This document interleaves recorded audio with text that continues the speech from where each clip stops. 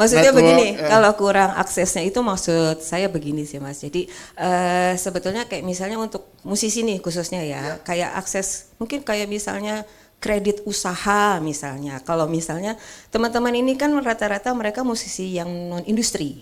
Jadi once ketika mereka usia bertambah, otomatis di tempat mereka bekerja sekarang di kafe-kafe pasti akan digantikan sama yang lebih muda. Nah, setelah mereka after 40 ataupun mereka sudah tidak produktif lagi, tidak dipakai tanda kutip di kafe, mereka akan kemana? Nah, mungkin sebagai perwakilan dari Kepala Badan Percepatan Pengentasan Kemiskinan, apakah bisa mereka disertifikasi mungkin Mas? Atau dikasih kredit usaha rakyat kah? Nah, ini menarik pertanyaan karena kami kebetulan di BP Taskin kami sedang menyusun konsep. Kami ada program namanya Sitaskin, Mbak Fitri, Sinergi Percepatan Pengentasan Kemiskinan yang akan kita galang lewat berbagai macam kementerian dan lembaga. Nah, ada yang mau sedang kita susun namanya Sitaskin Berdana dan Berdaya. Sitaskin Berdana Berdaya. Sitaskin atau Sinergi Percepatan Pengentasan Kemiskinan itu ada banyak tema. Ada Sitaskin Pasca Bencana, ada Sitaskin Kelompok Rentan, dan macam-macam. Nah, kita lagi menyusun program namanya Sitaskin Berdana Berdaya.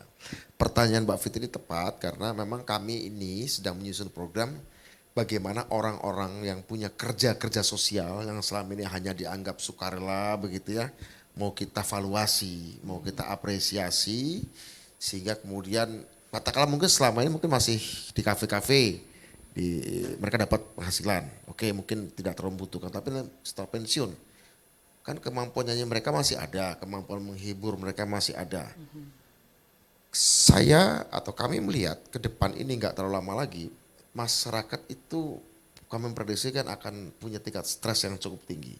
Ya, banyak soal persaingan hidup, kompetisi hidup ya, mungkin juga ancaman unemployment dan segala macam, mungkin juga banyak dengan kebebasan informasi kan banyak masuk informasi ke handphone kita bisa nambah stres ya kan.